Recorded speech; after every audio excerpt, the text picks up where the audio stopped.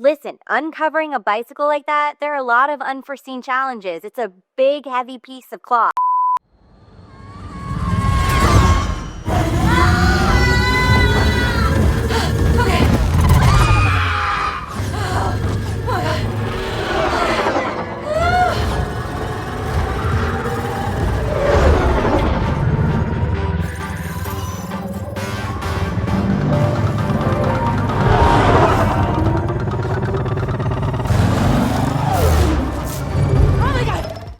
Hi, Greta. Douglas from Singapore. How are you? Hi, I'm great. How are you doing?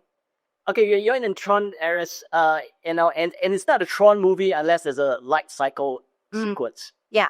And your character, Eve, got to ride a light cycle and a motorcycle. Pretty badass. But to me, one of the truly badass moments you're in is before you got onto the bike. It's the scene where you remove the cover of the bike. Uh-huh. It's a total Top Gun Maverick moment. Oh, yeah. Uh-huh. Okay, it looks simple. The shot looks simple. I'm just curious. How many takes did you do to get it right? 3. I remember. It was 3 takes. That moment was so important for Yoakum. He liked to put the pressure on me by saying things like trailer moment. And so we knew from the beginning that this was important and I couldn't mess it up. But listen, uncovering a bicycle like that, there are a lot of unforeseen challenges. It's a big, heavy piece of cloth. And there's a lot of things that it can get hooked onto. And it was, you have to use a lot of arm strength for that one. And you have a fantastic year so far, Morning show is coming up this week. Yeah. You're in late fame and you have 2 movies I'm looking forward, The House of Dynamite. Yeah. And you were also part of the studio in that Warner episode.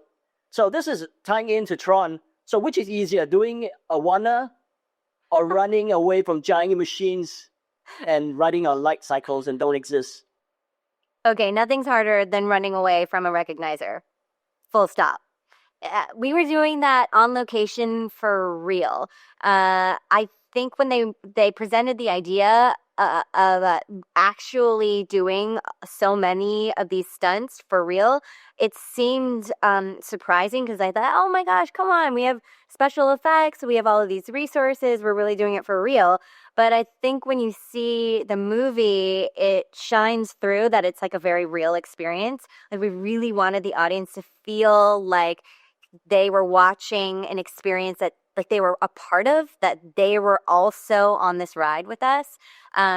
So that Tron over the studio, 100%, much more difficult. Okay, and part of the reason that this Tron rocks is because you had 9 Inch Nails on the soundtrack. Mm-hmm. I'm just wondering, what did the director play anything on set to get the actors in the mood? Was the soundtrack already available, or did they use the soundtrack? It wasn't available, but we knew that they were going to be a part of it from the beginning, and that was incredibly instrumental to us because even if we didn't have music, we were all constantly playing it in our minds, what we imagined the music to be.